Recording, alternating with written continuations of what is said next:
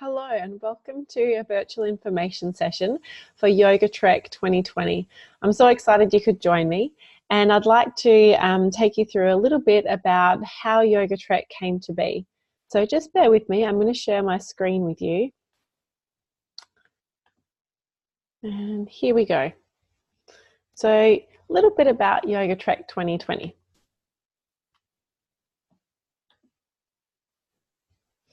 So this is actually there's a few parts to this presentation.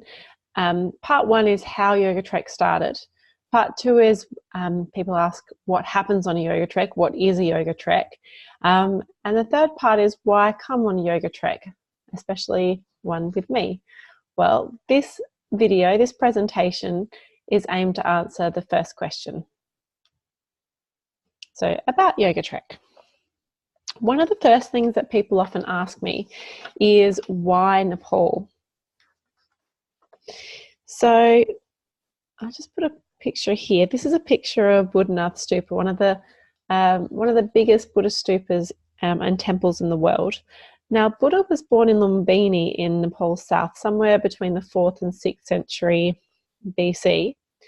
And at the time that Buddha was alive and living in Nepal, the region was being influenced by lots of philosophers and schools of thoughts from the same ancient texts that yoga is derived from. So Buddha did have 2 yoga teachers in his quest for enlightenment, and practices such as meditation, basic asanas, so being able to sit cross-legged, self-study, breath control, and practicing things like non-violence. So even though the system he followed wasn't codified or systematized for another couple hundred years, he was actually considered a practicing yogi. And around the same time, there's some amazing other temples being built in the Hindu religion. So one such temple here is Pashupatinath, which is basically the cremation ghats of Nepal, and a temple complex to Lord Shiva, the Lord of Destruction, built around there. So Buddhism, Hinduism and yoga all have common roots in the same ancient texts and places of Nepal and India. And the ancient borders have evolved between India and Nepal over many years. And then I have a personal connection to Nepal. So in 2007, as a relatively new grad physio, just under a year's experience, I volunteered to be a physio through a local Adelaide non-government organisation, an NGO, and I worked as a physio in some hospitals in Kathmandu. And the family that I was staying with, that they placed me with, were these lovely ladies on the right here, Pasang on the far right, Mingma on the left, and Mingma's daughter Kesang. And they became like sisters to me. And these ladies are from the Langtang region. So I obviously left. I came back home, I started a business, I continued being a physio, and then in 2015, the terrible earthquake hit Nepal, once in a century event, and it's estimated that 9,000 people died, many more were injured, and the Langtang region that I guess my adopted family were from were severely affected. The earthquake was about a 7.8 on the magnitude scale, and to put that in context, the magnitude scale is considered to go up to 10 as a maximum, with each step as you go up being double the energy released as the one before. So a 2 is double 1, a 3 is double the energy of a 2. So a 7.8 is really a pretty serious event. So this, just to give you a little bit more of an idea, this is a picture of the hillside in Langtang, and it looks like it reminded me of a bushfire that had swept through home.